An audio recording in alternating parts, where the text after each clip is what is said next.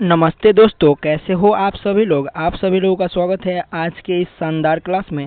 तो आज के इस क्लास में हम लोग देखने वाले हैं हिस्ट्री का जो सबसे महत्वपूर्ण चैप्टर है, भारत में राष्ट्रवाद। इस चैप्टर से आप हिस्ट्री का हम मतलब लिख के दे रहे हैं एकदम कि अगर आप इतिहास में एक चैप्टर नहीं पढ़े हैं, लेकिन अगर आप ये चैप्टर जो अध्याय 4 है आपका हिस्ट्री इतिहास का, भारत में जो राष्ट्रवाद है, ये आप पढ़ लेते हैं ना, हम मतलब जो यहाँ पे कॉन्सेप्ट के साथ आपको बताएंगे, तो आप बोल नहीं रहे हैं कि आप मतलब बिना पढ़े एकदम आपको प्रैक्टिकल से 20 नंबर मिल जाएगा।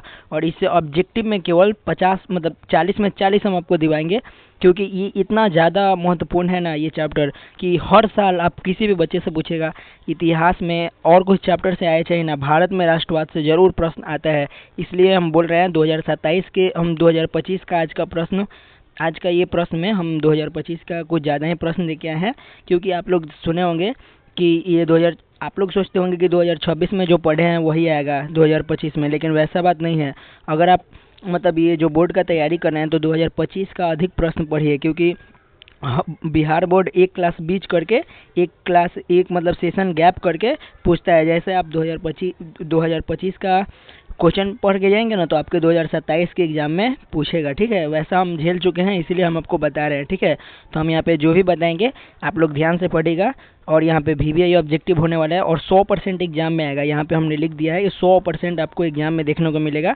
तो आपको ध्यान से देखना है, पूरी वीडियो को अंत तक देखना है। और चैनल पे नए हैं तो चैनल को लाइक ज़रूर करिएगा और चैनल को सब्सक्राइब जरूर करिएगा, ठीक है। और इस वीडियो को एक प्यारा सा कमेंट करके लाइक जरूर कर दीजिएगा, ठीक है। तो चलिए जल्दी जल्दी से देखते हैं इस प्रश्न को, ठीक है। चलिए यहाँ पे फर्स्ट नंबर हम लोग प्रश्न देखते हैं यहाँ पे। और यहाँ पे एक और हमारा बात सुन लीजिए, हम यहाँ पे जो भी आपको प्रश्न करवाएंगे वो सब आपको फोटो के माध्यम से समझा के करवाएंगे। इस तरह से आपको समझ में आएगा टोटल, ठीक है। तो देखिए यहाँ पे फर्स्ट नंबर प्रश्न है कि भारतीय राष्ट्रीय कांग्रेस के प्रथम सत्र में कितने प्रतिनिधियों ने भाग लिया था। तो देखिए ये भारतीय राष्ट्रीय कांग्रेस है, जिसके अभी आप लोग देख रहे हैं जिसके नेता राहुल गांधी है, अभी मेन अध्यक्ष है राहुल गांधी। जिसके मतलब उस समय इंदिरा गांधी थी, पंडित जवाहरलाल नेहरू थे, ठीक है, उस समय इसके अध्यक्ष थे, ठीक है। तो ये भारतीय राष्ट्रीय कांग्रेस है, इसकी स्थापना कब हुई थी, सबसे पहले ये प्रश्न आता है। तो भारतीय राष्ट्रीय कांग्रेस की स्थापना 1885 में एओ ह्यूम के द्वारा की गई थी, ठीक है। एओ ह्यूम के द्वारा 1885 में भारतीय राष्ट्रीय कांग्रेस की स्थापना की गई थी। और ये प्रश्न का राइट आंसर क्या हो जाएगा, ये प्रश्न क्या है कि भारतीय राष्ट्रीय कांग्रेस के प्रथम सत्र में कितने प्रतिनिधियों ने भाग लिया। और ये 2025 का प्रश्न है, तो ये फिक्स है कि आपके बोर्ड एग्जाम 2027 में देखने को मिलेगा। तो इस वीडियो को आपको अंत तक देखना है, ठीक है, क्योंकि यहाँ पे जो जो हम प्रश्न बता रहे हैं वो सब आपके लिए महत्वपूर्ण है, ठीक है। तो देखिए ये भारतीय राष्ट्रीय कांग्रेस के प्रथम सत्र में कुल कितने प्रतिनिधि ने भाग लिया था, तो कुल 72 प्रतिनिधि ने भाग लिया था। और ये देखिए 1885 में कांग्रेस के द्वारा कुछ ऐसा स्थापना किया गया था। और उसके द्वारा ये बीच में जो शख्स है वो एओ ह्यूम है, जो उस समय इस पार्टी को बनाए थे। और उसके बाद में चल के ये जो अध्यक्ष है, बाद में चल के व्योमेश चंद्र बनर्जी को बनाया गया था इसका अध्यक्ष, ठीक है। तो यहाँ पे आप लोग समझ गए होंगे, हमको उम्मीद है कि आपको ये पूरा प्रश्न समझ में आ गया होगा। हम एक बार और बता दे रहे हैं आपको कि भारतीय राष्ट्रीय कांग्रेस की स्थापना 1885 में की गई थी। और किनके द्वारा की गई थी, तो एओ ह्यूम के द्वारा की गई थी, जो एक अंग्रेज थे, ठीक है, वो भी ब्रिटिश थे, इंग्लैंड के थे, ठीक है। लेकिन बाद में उनका अध्यक्ष मतलब ये जो भारतीय राष्ट्रीय कांग्रेस है इसका अध्यक्ष व्योमेश चंद्र बनर्जी को बना दिया गया, ठीक है। और ये बीच में जो है ये व्योमेश चंद्र बनर्जी हैं, ठीक है। और ये कांग्रेस के उस समय का ये फोटो है, ठीक है। तो आप लोग इस ध्यान से इस शब्द को देखिए और फोटो से आप समझिए, ठीक है। तो इसका राइट आंसर बी हो जाएगा 72, ठीक है। चलिए आगे हम लोग देखते हैं दूसरा नंबर प्रश्न को। और यहाँ पे हम पूरा फुल में दिखा दिए, आप लोग उसमें नहीं देखें तो इसमें देखिए कैसे उस समय बैठक हुआ करता था। और यही है व्योमेश चंद्र बनर्जी, ठीक है, उस समय के अध्यक्ष। चलिए आगे हम लोग देखते हैं वीडियो, आगे हम लोग देखते हैं। चलिए यहाँ पे हम लोग का दूसरा नंबर प्रश्न है।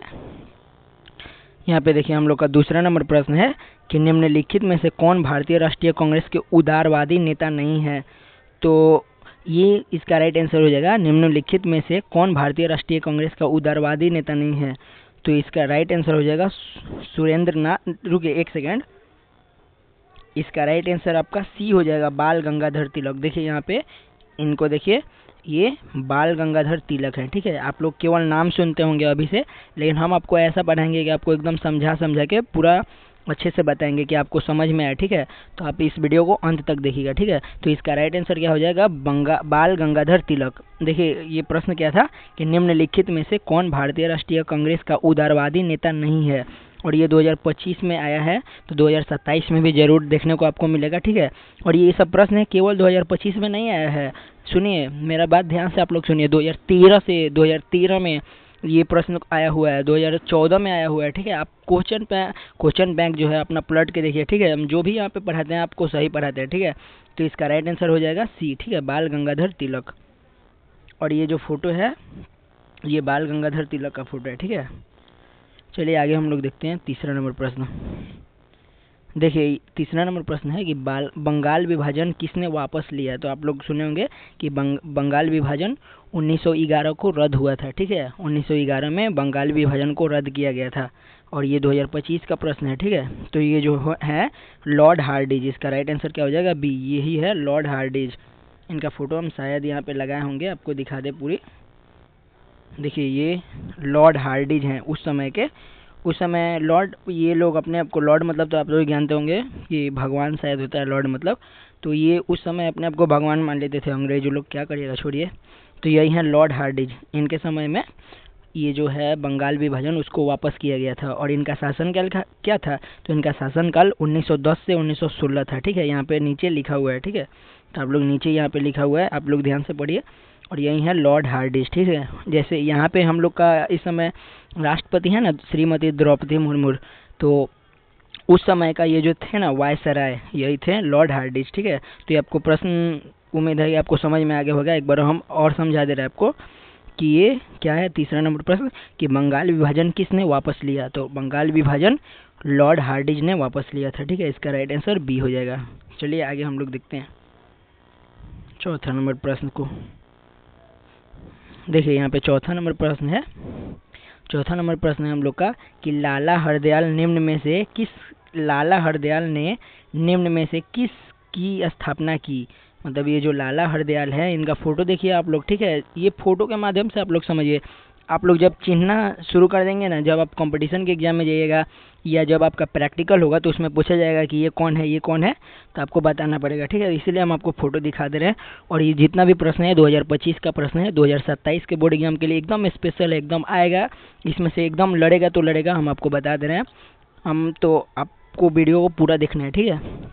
तो चलिए यहाँ पे इसका राइट आंसर क्या हो जाएगा, इसका राइट आंसर हो जाएगा गद्दर पार्टी। ये जो लाला हरदयाल है ना, ये गद्दर पार्टी का स्थापना किए थे, ठीक है। ये 2025 में आया हुआ प्रश्न है, ठीक है। तो चलिए एक बार हम और बता दे रहे हैं आपको कि लाला हरदयाल निम्न में से किसकी स्थापना की।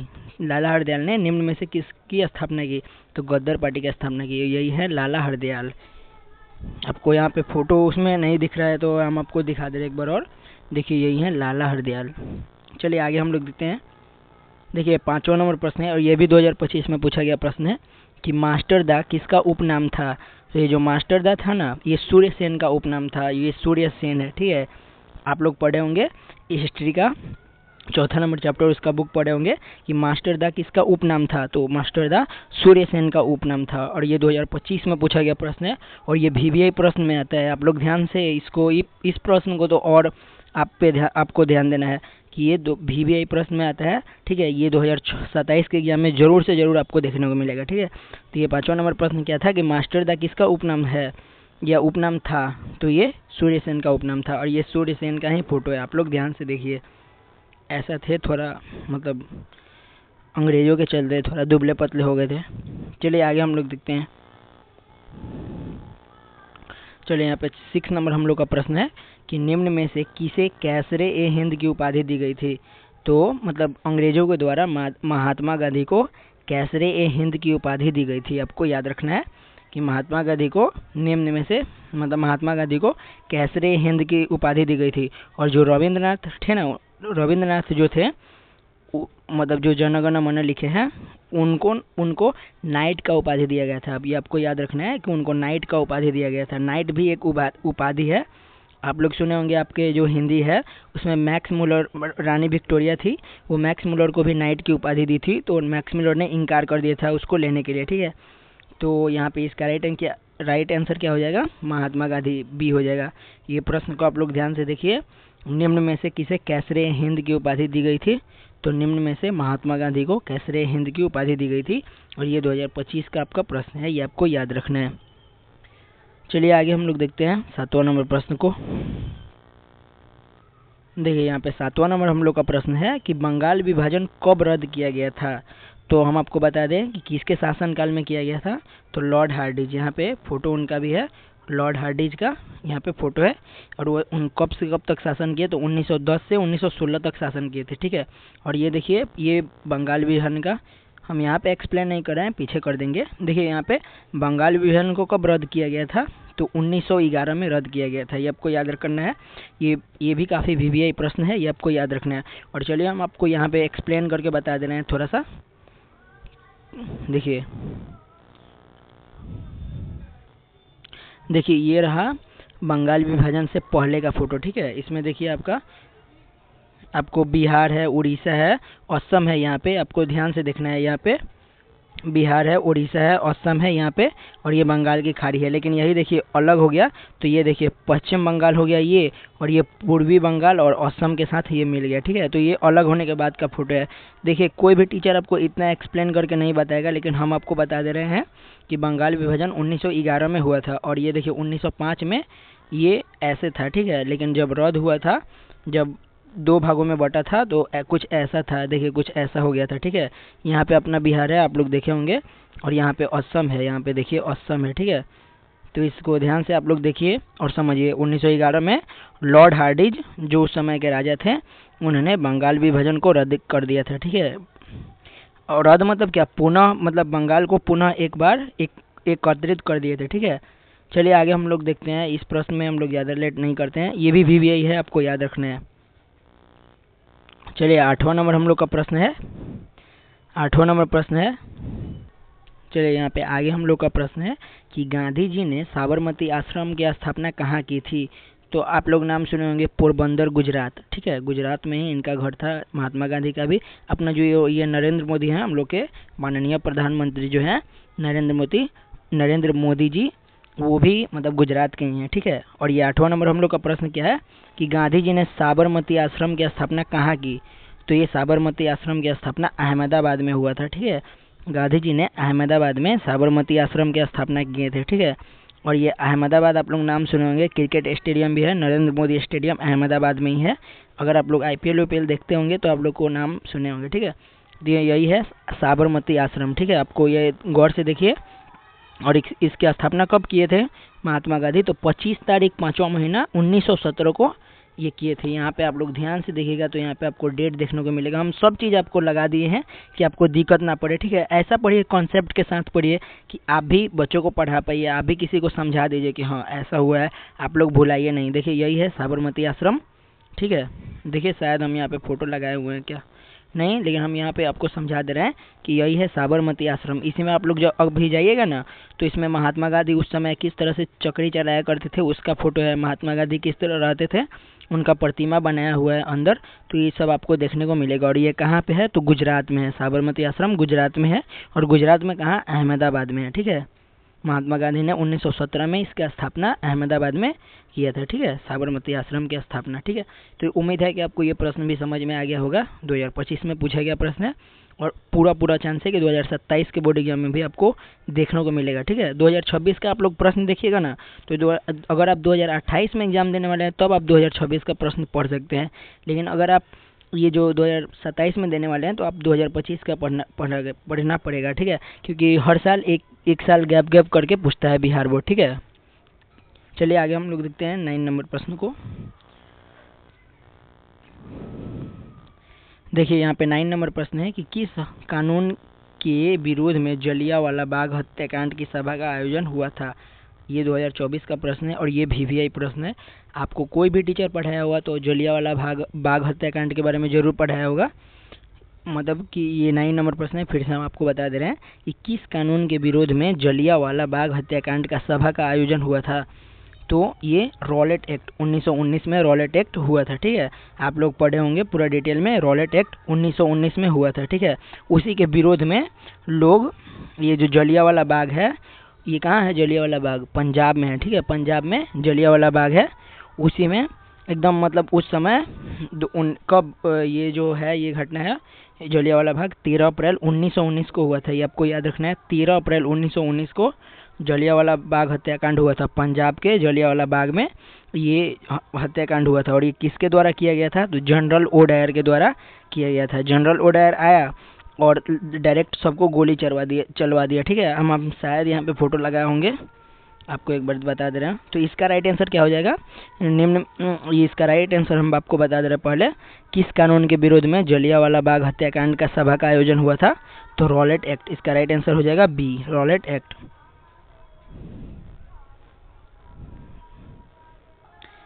चलिए आगे हम लोग देखते हैं। इसका फोटो हम शायद लगाए होंगे तो आपको समझा दें पूरा, यहीं पे समझ लीजिए। देखिए 13 अप्रैल 1919 को ना क्या हुआ था ना कि मतलब ये जो जलियांवाला बाग है उसमें ये जो जितने भी हमारे मतलब नेता जो थे, छोटे छोटे, महात्मा गांधी तो नहीं थे उसमें, लेकिन जितने भी नेता थे अपने अपने मतलब गांव इलाके के, वो सब एक शांतिपूर्ण मतलब ये रखे थे, ठीक है, शांतिपूर्ण योजना मतलब रखे थे, बैठक, ठीक है, शांतिपूर्ण बैठक रखे थे और इसमें अपना बैठक कर रहे थे, ठीक है, इसमें अपना बातचीत कर रहे थे कि किस तरह से अंग्रेजों से रॉलेट एक्ट जो कानून है उसको मतलब कहना है कि ये अपना वापस लीजिए। लेकिन उसी समय जनरल ओ डायर आता है और ये सब पे गोली चलवा देता है अंधाधुन। इसलिए उसमें कई लोग मारे गए थे, एकदम गिनती नहीं था, कई लोग अंधाधुन मारे गए थे। और उसी में इनार था, उसमें बचने के लिए कई मतलब आदमी हैं उन इनार में गिरते गए और मरते गए। वैसा मतलब कांड हुआ था उस समय, ठीक है। तो ये जब आप पढ़ेंगे तो आपको भी रोना आ जाएगा कि हमारे भारत के आदमियों के साथ क्या किया गया है। तो चलिए आगे हम लोग देखते हैं 10वां नंबर प्रश्न को। एक सेकंड आप लोग रुक जाइए थोड़ा सा। देखिए यहाँ पे 10वां नंबर प्रश्न है, गांधी जी के राजनीतिक गुरु कौन थे? और ये भी 2024 में पूछा गया प्रश्न है कि गांधी जी के राजनीतिक गुरु कौन थे? तो गांधी जी के राजनीतिक गुरु गोपाल कृष्ण गोखले थे, ठीक है, गोपाल कृष्ण गोखले यही हैं मतलब जो महात्मा गांधी हैं जो हम लोग के हैं राष्ट्रपिता, उन्हीं के ये राजनीतिक गुरु थे, यही हैं गोपाल कृष्ण गोखले जी, ठीक है। चलिए आगे हम लोग देखते हैं जल्दी से। देखिए 11 नंबर प्रश्न है कि अखिल भारतीय ट्रेड यूनियन कांग्रेस के प्रथम अध्यक्ष कौन थे? तो अखिल भारतीय ट्रेड यूनियन कांग्रेस के प्रथम अध्यक्ष लाला लाजपत राय थे, ठीक है, यही हैं लाला लाजपत राय। और ये प्रश्न 2025 और 2026 दोनों में पूछा गया प्रश्न है, ये आपको याद रखना है। ये प्रश्न 2025 और 2026 दोनों में पूछा गया प्रश्न है। तो इस प्रश्न को आप लोग मतलब इग्नोर नहीं करिएगा, क्योंकि ये VVI प्रश्न है कि अखिल भारतीय ट्रेड यूनियन कांग्रेस के प्रथम अध्यक्ष कौन थे? तो लाला लाजपत राय थे, ये आपको याद रखना है। चलिए आगे हम लोग 12 नंबर प्रश्न को देखते हैं। देखिए ये 12 नंबर प्रश्न है कि जलियांवाला बाग हत्याकांड किस तिथि को हुआ था? और ये देखिए ये प्रश्न को देखिए कितना बार पूछा गया है, 2011 में, 19 में, 24 में, 25 में। तो ये हक बनता है कि ये 2027 के बोर्ड एग्जाम में आपको पूछेगा, जरूर से जरूर पूछेगा। तो जलियांवाला बाग हत्याकांड 13 अप्रैल 1919 को हुआ था। कहाँ हुआ था? तो पंजाब के जलियांवाला बाग में हुआ था, ठीक है।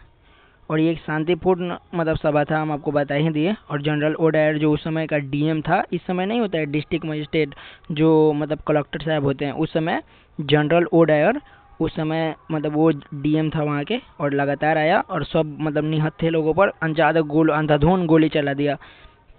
और उससे कई बिहारी बेचारे मतलब कई जो पंजाबी हमारे भाई लोग थे, कई कहाँ के यहाँ इसमें नेता आए थे, वो सब मारे गए। ये बहुत ही दुख भरी हम लोग की कहानी है भारत के बारे में, ठीक है। भारत को ऐसे ही आज़ादी नहीं मिला है, ठीक है, तो आप लोग इससे समझिए, ठीक है। चलिए आगे हम लोग देखते हैं 13 नंबर प्रश्न को। देखिए यहाँ पे 13 नंबर प्रश्न है कि स्वराज दल के प्रथम अध्यक्ष कौन थे? और ये 2025 में पूछा गया प्रश्न है कि स्वराज दल के प्रथम अध्यक्ष कौन थे? तो स्वराज दल के प्रथम अध्यक्ष चित्तरंजन दास जी थे, ठीक है। इसका राइट आंसर बी हो जाएगा कि स्वराज दल के प्रथम अध्यक्ष, एक सेकेंड आप लोग रुकिए थोड़ा सा। देखिए इसका राइट आंसर क्या हो जाएगा? बी, चित्तरंजन दास। स्वराज दल के प्रथम अध्यक्ष चित्तरंजन दास जी थे। और ये रहा चित्तरंजन दास जी का फोटो, जैसे कि आपको यहाँ पे लौक रहा है, ठीक है। चलिए आगे हम लोग देखते हैं 14 नंबर प्रश्न को।